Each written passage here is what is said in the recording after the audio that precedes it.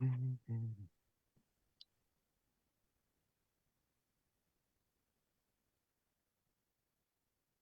afternoon to everyone, and welcome to the Board of Health virtual meeting on Thursday, July 27th, scheduled for 3:30 p.m.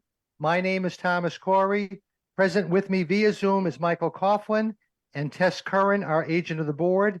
Dr. Gagliotti is not with us at this moment.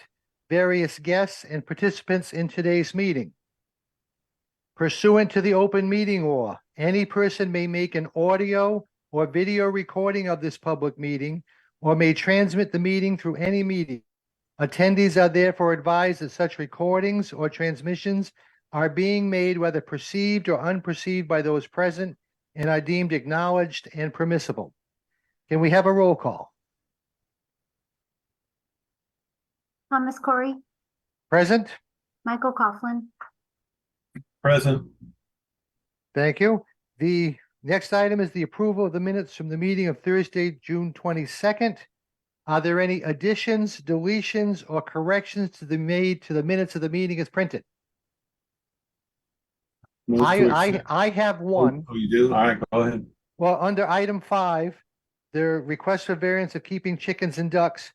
The letter that we received is from Michelle Arpa, A-R-P-A, and in the minutes it's O-P-E-R-A, just to correct the spelling for the record.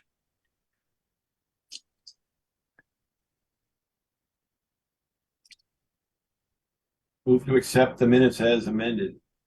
Second, can we have a roll call, please? Thomas Corey, Yes? Michael Coughlin, Yes. Okay. Next item is the request for variance of keeping of chickens and ducks for Stephanie Enlow, 2551 North Main Street, Fall River. This is an item which we discussed last month, was put on the table, and we're taking it off the table. I did get a one-page amended application. I'm not really sure what's been amended. So there was some controversy in the testimony last meeting. So first, let's go with Lisa. I forgot the gentleman from minimum housing. Sure. If you'll fill us in, what's happening? Okay. Go ahead. Oh, okay.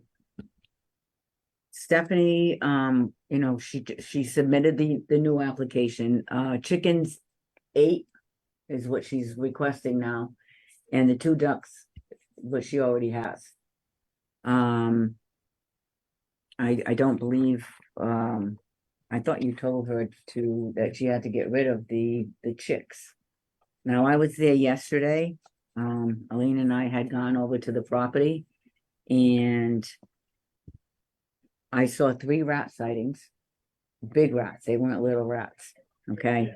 5 chicks. That's what I counted yesterday, what I could see. They kept running behind the pool. 1 chicken or a hen. I'm not sure exactly what that was, but that we could see in the yard. Bird food was on the ground. The rats were eating the food. I also saw the ducks under the canopy. I did not see any proof of extermination anywhere in the yard. There was nothing out anywhere. There's standing water in the pool, which proposes a hazard also. And the contract, it's a proposal, it's not a contract. I just received it a few minutes ago, Stephanie. The last email that you just sent me. And it's missing a lot of different things, but this is it says pest control monthly contract, but I believe it's a proposal. So, I'm not sure I don't have a contract in hand. I just received that last night. The gentleman, Carl, that's coming to perform the work is scheduled to come to my house on Wednesday of next week and place traps and also to put up fencing along my stockade fence because he feels that the mice are coming from the property next door through the fence. And he plans to do a complete chicken wire fence all along the bottom of my fence, as well as put out several traps with bait to trap any mice. He also says in his contract that he will come once a month to my property to do any remediation, to check the traps and refill them. Okay, we were also in the yard next door and there were no issues in that yard at all, except for holes that were in the fence, your fence, and big holes in the ground. Okay, I'm just telling you what the exterminator said. If I may, I was there Monday. Yep. And then I returned again yesterday with Lisa. Mhm. I observed large rats on Monday. I observed large rats yesterday. The fence has humongous holes. This is why I wish I had the pictures. Unfortunately, I wasn't able to email them in advance, but there are huge holes, bigger than what I saw when I was there the first time with my supervisor a few months back.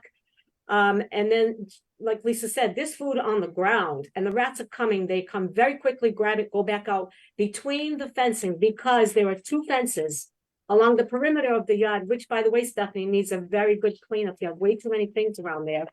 I Besides, did actually, if you noticed, if you went back yesterday, I did a full cleanup on Tuesday.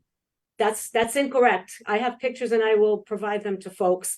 There are oil pans with half water in them, besides the pool.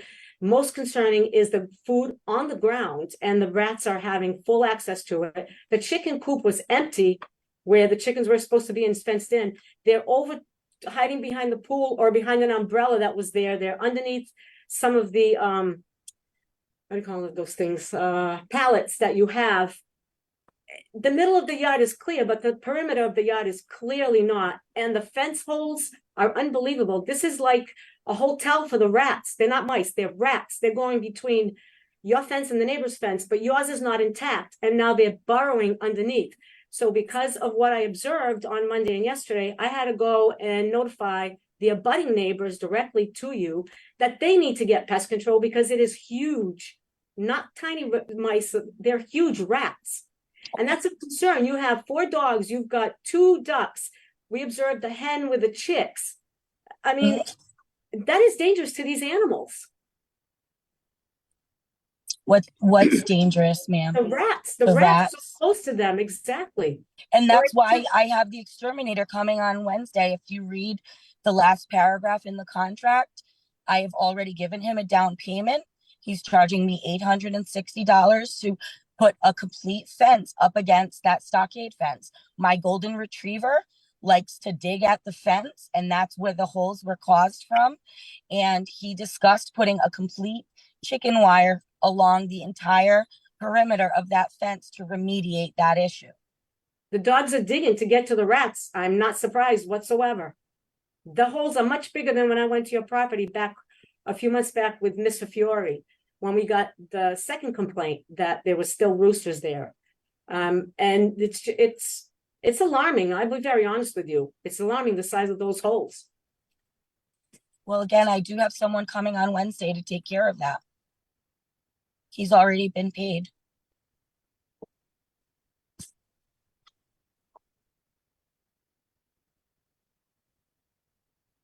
We didn't observe any pest control, by the way, so the neighbors are a little bit upset because one gentleman did impress. He said, I don't care if they have a rooster. I don't care if they have chickens. I am concerned with the rodent activity.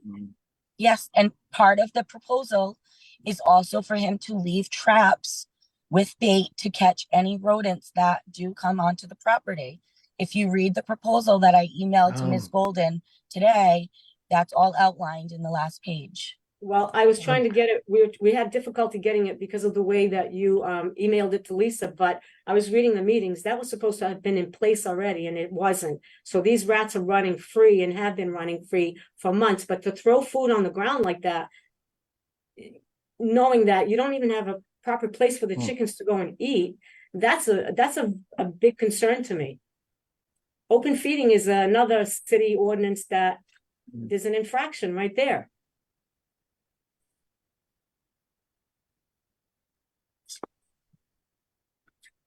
I'm inclined to deny the application for the variance. I don't see how we can approve it based on what we're hearing. No, I Will they be agree. will they be able to apply in the future if they clean things up? But If they can come back, well, listen, I remember when we had the rat problem 10 years ago, 12 years ago, before the recyclable barrels and everything came in, which helped a lot. Unfortunately, I haven't seen a rat in my neighborhood in a long time, but it's not something that disappears in a week or 2 or 3. No. I don't know. I would say that we got to give them, my motion would be to deny the variance now. And upon evidence of no rats in 6 months, but the chickens and the rooster have to go until this is all There taken is no care of. rooster. There is no rooster. Well, the ducks, I'm sorry, the chicks, the ducks, whatever. They all have to go because we're not going to grant the variance, or I would propose that we not grant the variance. I second it. Any further discussion? Roll call. This Thomas is Cor- the motion to deny, so we're voting yes to deny. Yes, Thomas Corey, yes. Michael Coughlin, Yes. Stephen Gagliardi. Yes. Okay. Thank you all, but the motion is denied. Lisa, we've never had to order the removal of animals. What's it, or Tess, you know what the regulation is? I can ask Cindy, Okay, control. work with Sometimes Animal, the farm will take them, sometimes, they have an auction, I believe, in Swansea. So I don't know, Stephanie may know about that, I'm not sure. But I'll talk to Cindy. and find okay, out. when there's evidence that everything is cleaned up, you're free to reapply for another variance. Sure. Thank Okay. you very much. Thanks, Steph. Next, we have a minimum housing hearing violation report and correction order, Gary Campbell, 123 Osborne Street, Apartment 1F, Fall River, Massachusetts, 02724. This opens the hearing. Who's presenting? The gentleman from minimum housing again. All right. All right, I did an inspection on June 29th. We received a complaint from his first floor occupant in 1F. And she was complaining about, her actual original complaint was about the hole in the ceiling in the kitchen. And she was having issues with her hot water. Her hot water was actually brown. When I did the inspection, her hot water was repaired, so that it was no longer brown. But going into the actual unit, as soon as you walk in to the left, you see electrical switches. It's actually exposed wiring right where the switches are. The walls all busted. The alarm smoke detectors and carbon is outdated. It's at least 10, 12-year-old alarms that they have up there. And there's water damage in the bedroom ceiling. The kitchen ceiling is there's probably like a 4x8 hole in the ceiling where there was a water pipe that broke. There's actually electrical outlets in that kitchen that doesn't work. There's a defective GFI outlet.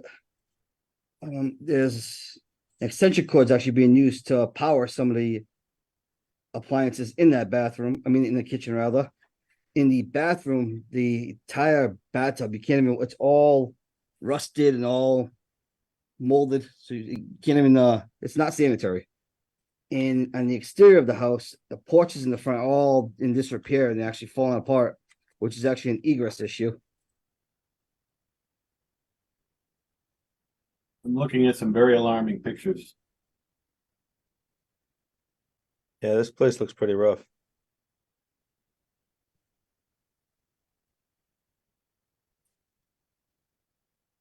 So, Mr. Campbell, Yes, I have the correction order in front of me and I have the court documents in front of me. yes. The tenant is under eviction. We have a court date for the 31st, hopefully to get possession of the apartment back within 48 hours after the 31st.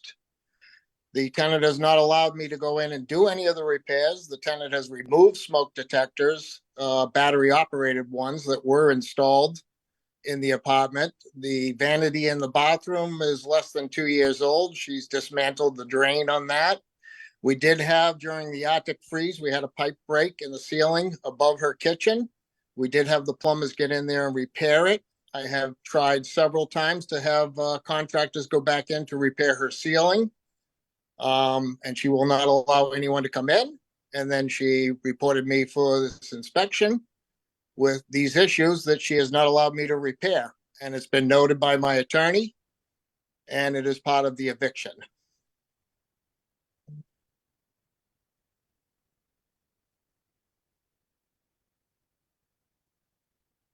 So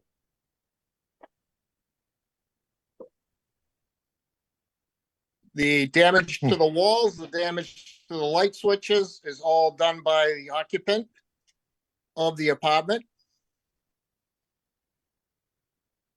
how long has the occupant been in residence? 8 years. When was the last time after the pipe froze that you attempted to make some repairs?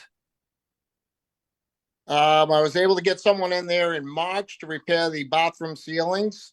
And then I scheduled somebody in March to come back and do the kitchen ceiling and look at the electrical plugs and that in the kitchen. And she would not allow anybody in. She would not allow ServPro to come in and do any drying as requested by the insurance company, because she said it would raise her electric bill and she didn't want to pay an additional electric bill.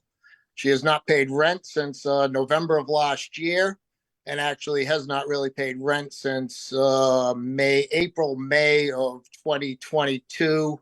Raft paid 6 months of her rent last year to bring her current to November. And then she has gone delinquent again since November of 2022. So once she's evicted, the plan is to Yeah. get in and make these repairs? Renovate the apartment completely, absolutely. And when's the I've had- court date for the eviction? Well, we had an agreement for her to move out September 1st. And she was supposed to pay use and occupancy for the month of July and August, which she's failed to do. So we're back in court on the 31st, this coming Monday, for a hearing in front of the judge to hopefully order the eviction, a 48-hour notice to vacate. That'll be up to the judge. It's out of my hands.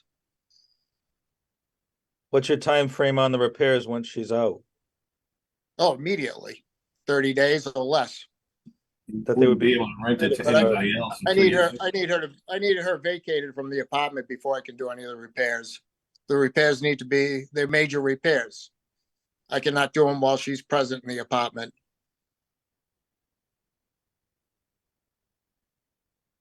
Should we table this till? And she will just dismantle things I do and call you guys back and say I never did the work and call me a slumlord. Was the tenant notified about this hearing? Absolutely. Oh, this hearing today? Yeah, I'm asking the housing inspector. No, Sorry, I thought you were asking me if she was notified about court. No, I was asking the housing inspector. no, she was not. Okay. So what does housing want us to do? It's actually my first time I've actually dealt with as far as an appeal, as far as an actual violation report being appealed. Usually we either get compliance or we usually bring the homeowner to court. It's the normal process that we do. I mean, there's some life safety concerns like the smoke detectors and carbon monoxide alarms. That's life safety. So I something understand. happens- I mean, if something happens to them, I mean, I definitely have major concerns for life safety. I mean, there's some things here that can get done with an occupant living there. There's some major repairs that, I mean, that have to get done. If the occupant allows me to get into the property to service it.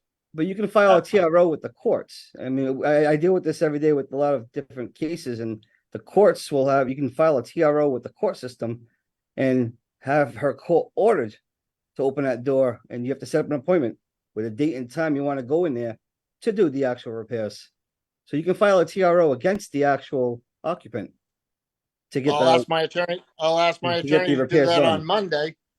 I'll ask my attorney to do that on Monday because in the court agreement of her eviction, that with a 48-hour notice, she would allow me or service people to get into the apartment, which she has not allowed me to do.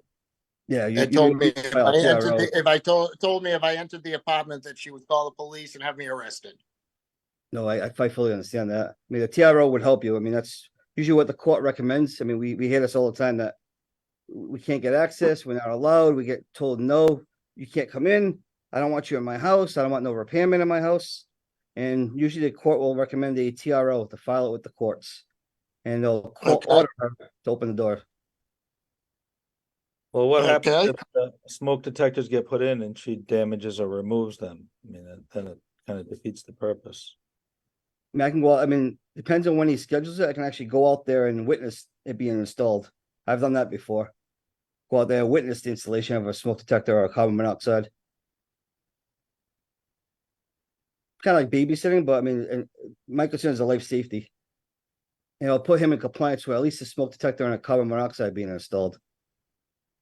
Good. We can do that next week if on the 31st, the court does, I'll ask my attorney to issue a TRO.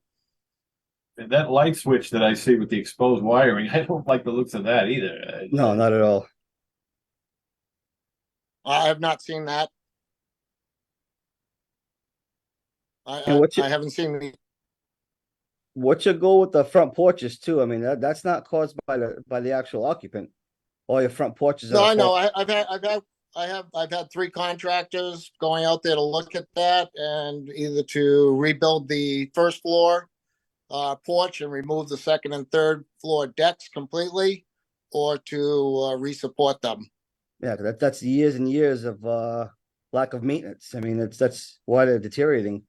It's actually that your side porch is doing the same thing, and you have a fire escape going down that one too.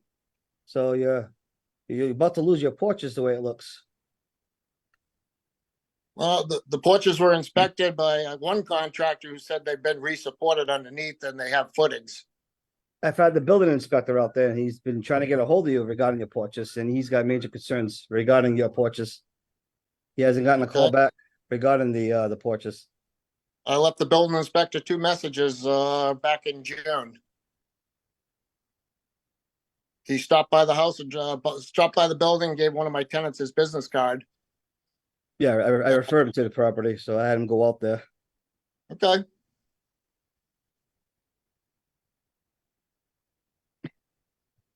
And we're looking at vinyl siding for the sides to get rid of the problems with the shingles, and obviously looking at doing the repairs to the front porches and side porch. So is the board being asked to take any specific action to Tom? What's the first protocol? I haven't had one with housing for a long time, so Okay,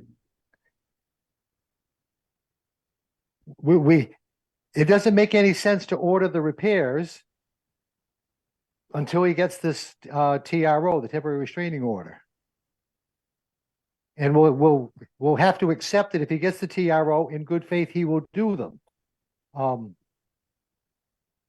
we rely on the housing inspector to confirm that happens, right? You'll Yes. do, he said, you said you'll do that. Yes. Mhm. Yeah. So does that mean we put this on hold, table this? Yeah, we'll pending probably those actions? probably table this one, yep, till next month. Because if she's evicted early in the month, all these things could be taken care of before we meet again. Be taken care of as soon as I can get her out of the property. I can work on those porches in the meantime. Okay, Well, I am working on them currently. so do we have a motion to table? Motion to But yes, table. so moved. Seconded. Can we have a Second. roll call?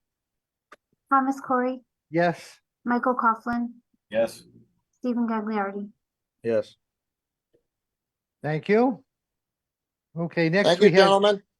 you're Thank you. welcome. Good luck. I'll reach out to the department after our court date on the 31st. Mr. Ferlin, you're gonna update us on some fluoride. Yes, hello, thank you very much, board.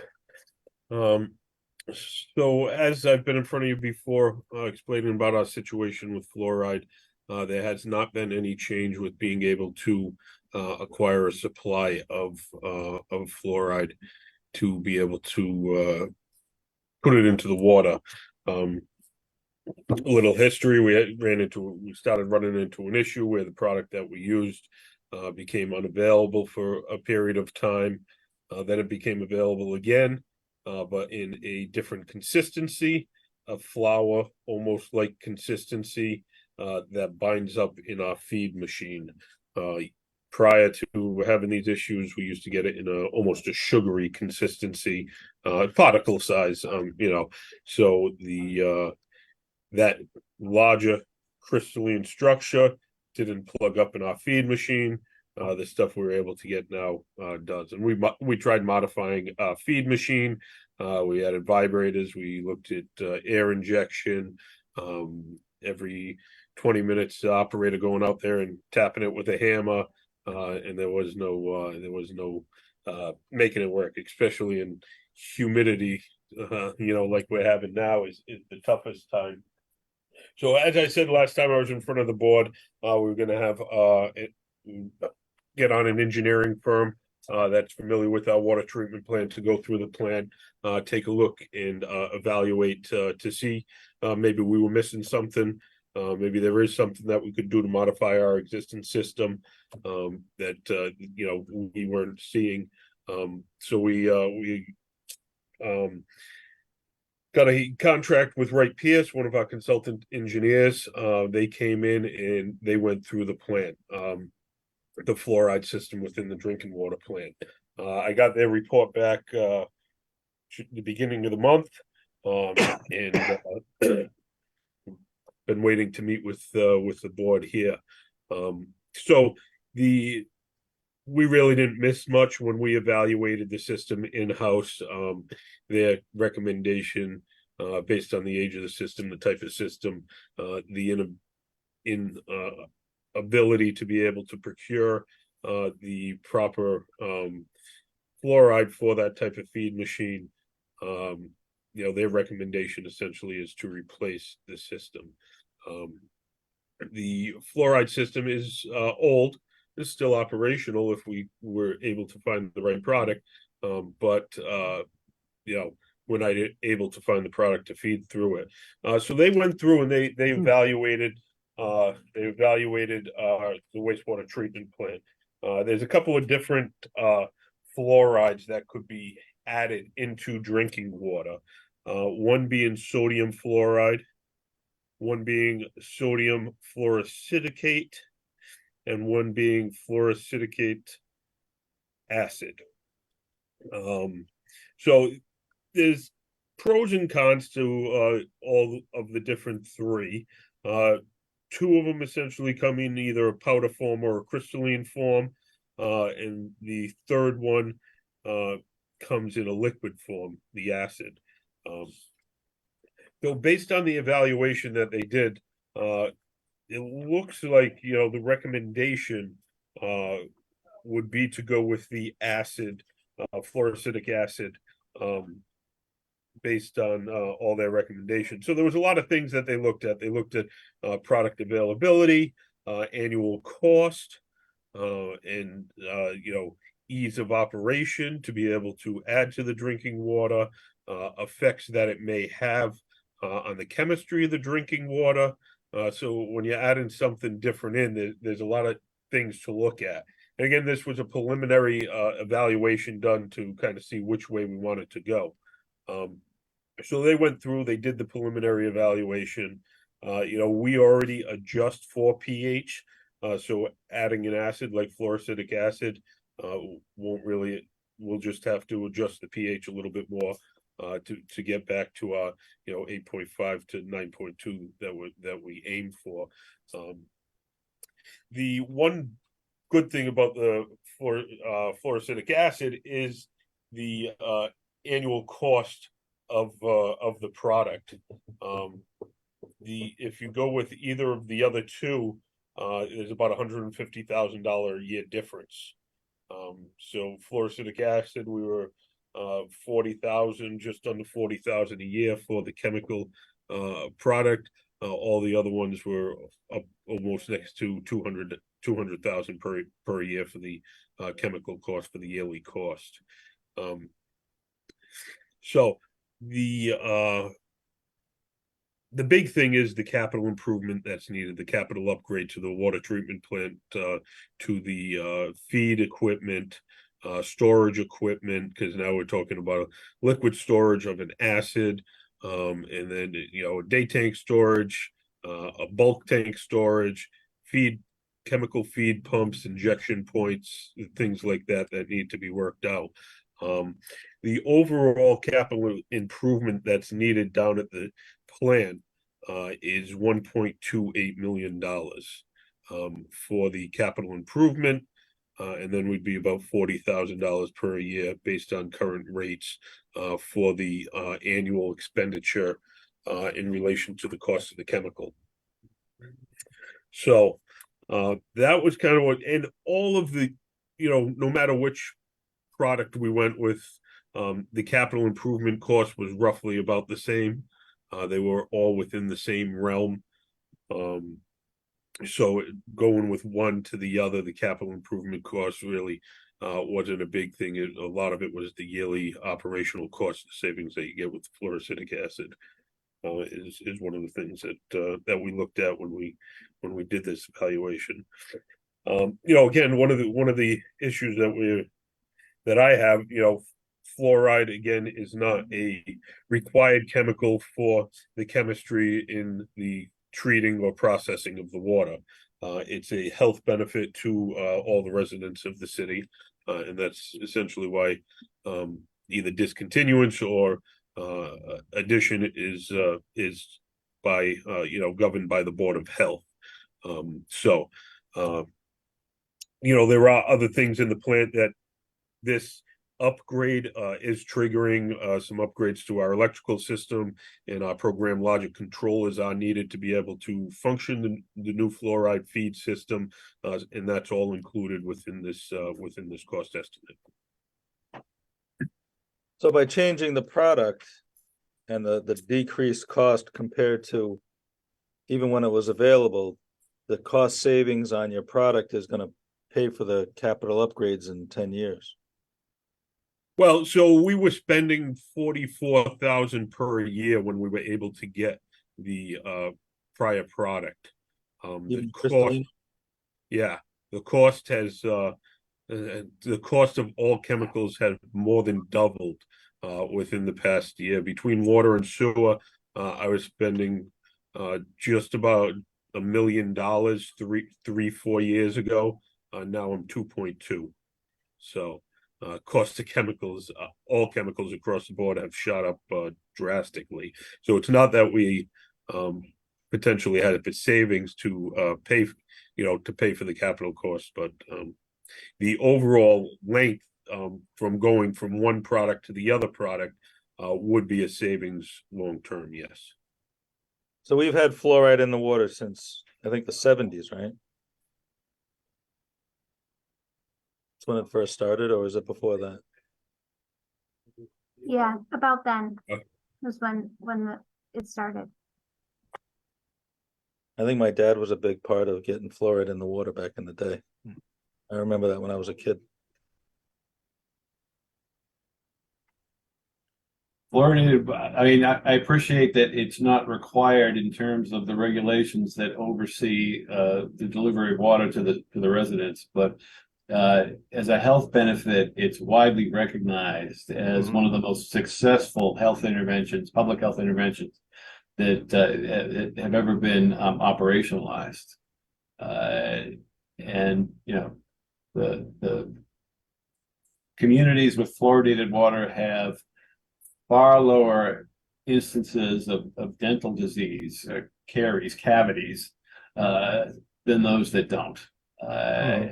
Tremendous benefits. No, you know,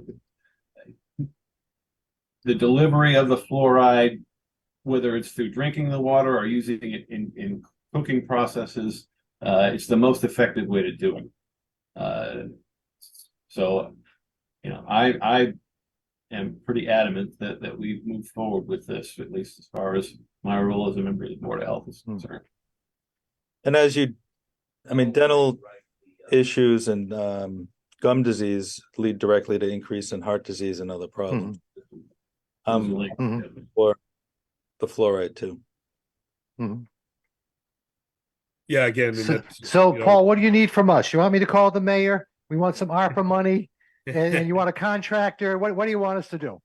So again, I'm updating you guys. The good news that that we do have coming out of this Tess and myself did meet with the mayor about this prior to this meeting. And you know, naturally we're looking for any type of grants that are out there. Probably 7 years ago and before that, they used to have a yearly grant that came out from DEP to fund fluoride and updates and equipment within water treatment plants. It's been probably 6 or 7 years since I've seen that grant program around. So that was one bad thing. The good thing, though, you did mention it, Mr. Corey, is the ARPA funding that the city does have. We did meet with the mayor, and the mayor has said that if we're unable to find grant funding, that ARPA funding would be used to be able to provide this upgrade to the water treatment plant to be able to continue this moving forward. Well, that's great news. So timeline on this, my estimate would be about a year that it would take because we would have to go through the full design. We're going to have to go through some permitting and approvals from Mass DEP since it is a change to a chemical. It's still fluoride in the overall sense, but the actual chemical that we're going to be adding to the drinking water is a change. So I would imagine they're going to have some reviewing and approvals required. Then we'll have to go through procurement and then get a contractor on board to actually do the construction. My estimate is about a year to get all that done. And Well, this, that's probably reasonable, but how long has it been since we've been able to fluoridate the water, Paul? So 2019 was when we first had the issue acquiring the product. Mid 2020, we were able to get some sample products that we ran for about 6 months, but then it was again, we tried everything to keep that stuff going and it just wasn't happening. and the supply of this liquid is pretty stable. Yeah, I've talked to multiple communities that are running this fluoric acid and they say that they have never had any supply chain issue and also running the acid. It is an acid, so there is precautionary measures and safety measures that need to be taken by the staff when they're working with the equipment on that. But the staff at the plants that currently run it seem to like the product. Well, I hope you're able to do this with all deliberate speed.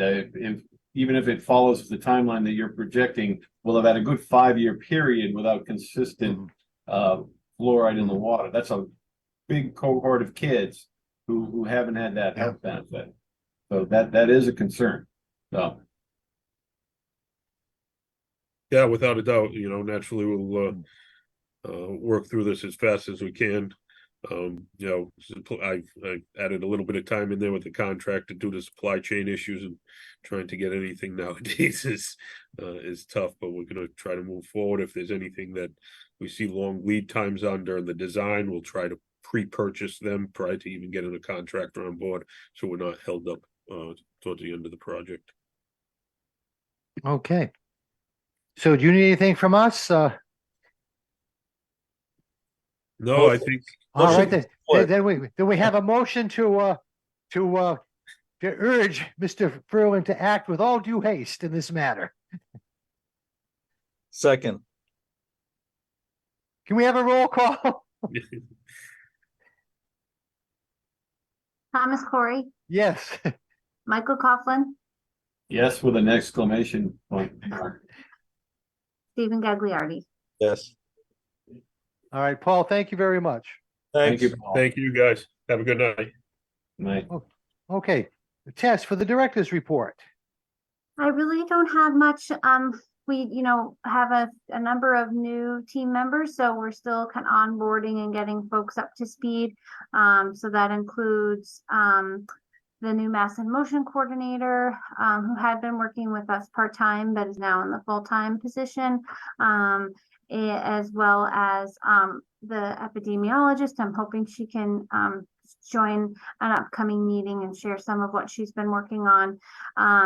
But we're happy that they're here, and are just working on getting them, kind of really comfortable in their new roles. So, as it stands moving forward, Michaela, who's the epidemiologist, we're getting access to, some of the, police, database that they now have for substance use. So we'll be able to get more timely data, regarding overdoses, and overdose deaths, which is going to be really important, for us as a community to have that in the health department a little bit more, hands-on in terms of that data, and the ability to share that data more quickly with our community partners. So all good things. With that, one of those grants, it does look like we'll be getting additional funding for the shared services grant.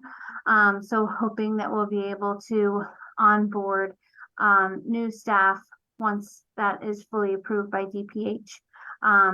So more to come there, but we have some, ideas in terms of additional, support for the department. And again, that individual or individuals would be, working not only here in Fall River, but also in, Seekonk and Swansea as well. And we are just, ramping up, expecting larger, TB clinics as we get kids back into school. So the public health nurse here, is getting geared up for kind of a busy month ahead with TB testing, due to the immigrant population coming into the community and the need for them to get TB tested. Okay, was there anything in citizens input? We had no citizens input. Was there anything else of a matter of such a nature that it couldn't make the agenda? No. Nothing. Okay. Gentlemen, the next meeting, if we follow the normal pattern, it would be August 24th. That sounds, That sounds okay? Fine. All right, let's go with that. Motion to adjourn, second, roll call, Thomas Corey, yes? Michael Coughlin, Yes. Stephen Gagliardi. yes. Alex, thank you very much. Everyone have a wonderful weekend. Stay cool, stay hydrated. All right, have a good weekend. Thank you. Take care.